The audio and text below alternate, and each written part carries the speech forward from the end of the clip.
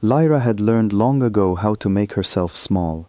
In the Iron Claw pack, being noticed was never a good thing for someone like her. She was an Omega, the lowest of the low, and the others never let her forget it. Every morning she rose before the sun, scrubbing the long wooden floors of the pack hall while everyone else still slept. She ate last, if there was anything left at all, and she slept in a narrow room near the kitchens where the cold crept in through the cracks. The other wolves whispered about her. They said her wolf was broken. Every young member of the pack learned to shift, to feel their animal self rise up strong and free under the moon. But Lyra never could. When she tried, something inside her only flickered and faded, like a candle in the wind. The pack decided she was weak, and once a decision like that was made, it clung to a person forever. She had one secret she kept hidden even from herself. On her shoulder, beneath her worn sleeve, there was a strange mark. It looked like a crescent moon, curved around a single small star. When she was a child, an older woman had seen it once and gone pale, telling her to keep it covered and never speak of it. Lyra had obeyed. She had learned that questions only brought trouble. The only kindness she knew came from Mira, an elderly woman who worked in the kitchens. Mira's eyes were cloudy now, but her heart was warm. One evening, as they folded linens together by candlelight, Mira took Lyra's hand and held it tightly. "Child," she whispered, "your mother was more than they ever knew. Remember that. When the time comes, do not be afraid of what you are." Lyra did not understand, but she never forgot the words.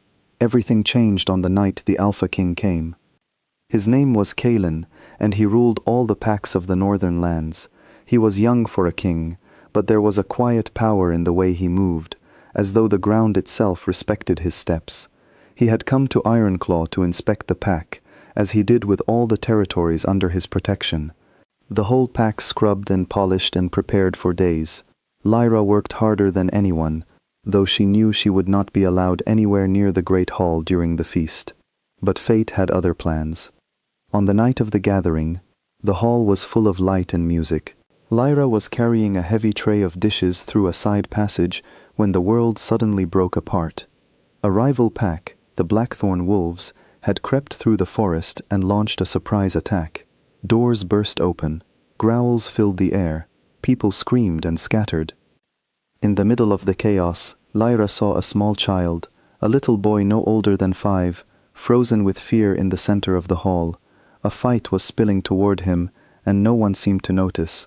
Without thinking, Lyra dropped her tray and ran.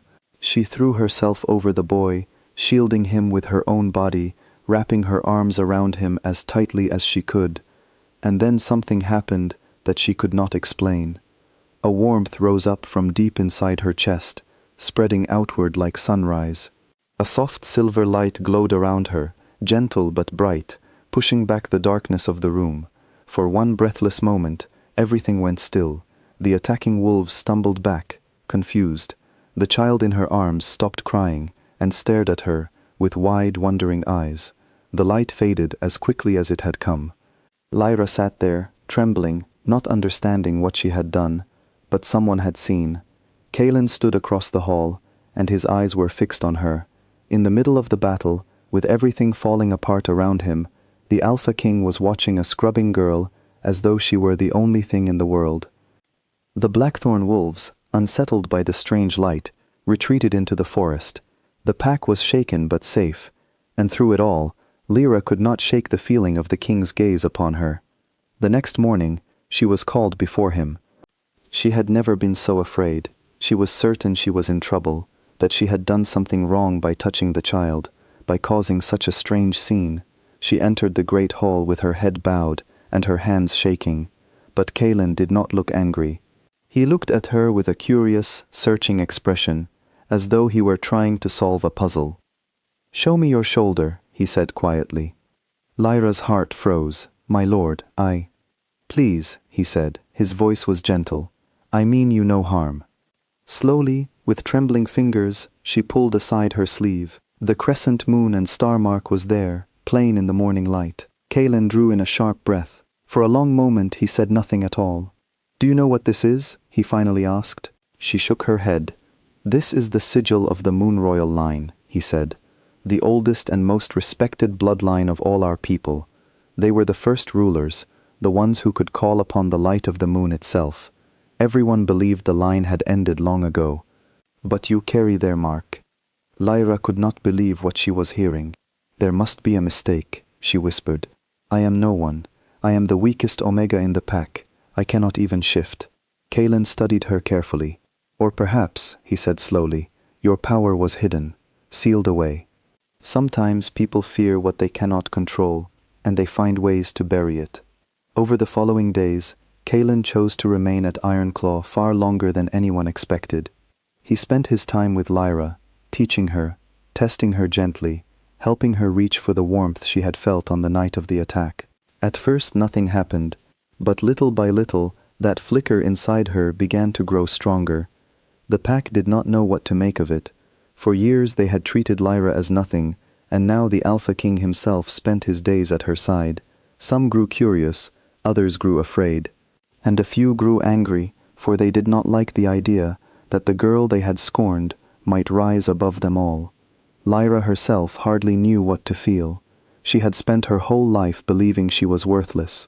To hear that she might come from something great felt like a story too beautiful to be true. She was afraid to hope because hope had always ended in disappointment. One evening, as she and Kalen sat beneath a tall oak tree at the edge of the forest, she finally asked the question that had been weighing on her heart. "Why do you care?" she said softly. "You are a king." "I am nothing. Why does it matter to you what I am?" Kalen was quiet for a moment. Then he looked at her, and there was something warm and honest in his eyes. "Because from the moment I saw you shield that child," he said, "I saw more courage in you than in 100 warriors. Your blood may be royal, Lyra, but that is not why I stayed. I stayed because of who you are, not what you are." Her cheeks grew warm, and for the first time in longer than she could remember, she felt something like happiness stir inside her. But peace never lasts long when secrets come into the light. Word of the Moon Royal heir spread beyond the borders of Ironclaw. It reached the ears of those who had power because the Moon Royals had fallen. Long ago, after the royal line disappeared, others had risen to fill the empty space. They did not want the old bloodline to return. A living heir was a threat to everything they had built. The Blackthorn pack, it turned out, had not attacked Ironclaw by chance. They had been searching for her all along. One night, they came again, and this time they came for Lyra alone. The alarm rang through the pack in the darkness. Wolves poured from the forest, and the peaceful halls of Ironclaw became a place of fear once more. Kalen fought to reach Lyra, but the crowd and the chaos pulled them apart. She found herself running through the trees, her heart pounding, with the enemy close behind. To make matters worse, betrayal came from within. One of Ironclaw's own leaders, a proud wolf named Doran who had always resented outsiders, had made a bargain with the Blackthorn pack. He led them straight to her, hoping to be rewarded for handing over the heir. Lyra was cornered at last in a moonlit clearing, surrounded on every side. Doran stepped forward with a cruel smile. "You were always nothing," he sneered. "A broken Omega playing at being a queen. Did you truly believe your little light would save you?" Lyra's whole body shook. Old fears rose up inside her, the voice that had told her all her life that she was weak, that she was worthless, that she would never be anything more than a shadow in the corner. For a moment, she almost believed it. But then she remembered Mira's words, "Do not be afraid of what you are." She thought of the child she had saved. She thought of Kalen's belief in her. She thought of her mother, whoever she had been, and the bloodline that ran through her veins, and she realized that the light she had feared her whole life had never been a curse. It had been a gift, locked away by those who wanted her to stay small. Slowly, Lyra lifted her head. She stopped running from herself. The warmth rose again, but this time she did not hold it back. She let it come. It filled her chest, her arms, her whole body, growing brighter and brighter until the entire clearing glowed with soft silver light. The enemy wolves shrank back, shielding their eyes. And then, for the first time in her life, Lyra shifted. Her wolf was not broken. It had only been waiting.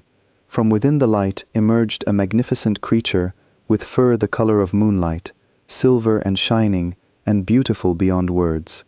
Her eyes glowed with a gentle strength. She was larger and more radiant than any wolf the pack had ever seen, for the blood of the moon royals flowed within her.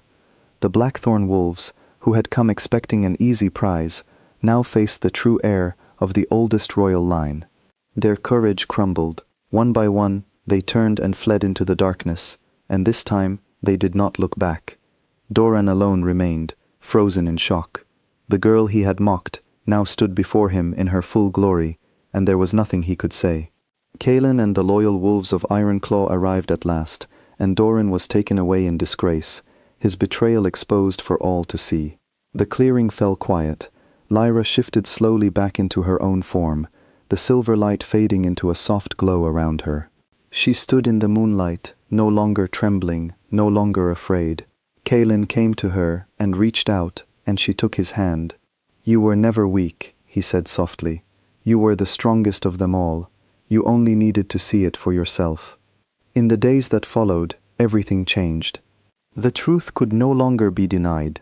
Lyra was the last heir of the Moon Royal line, the bloodline that had once brought peace and light to all the packs.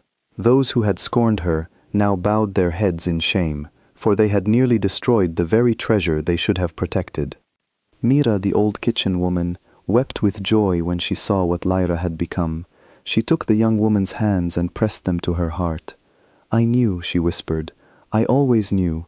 Your mother would be so proud." Lyra learned, at last, the story of her past.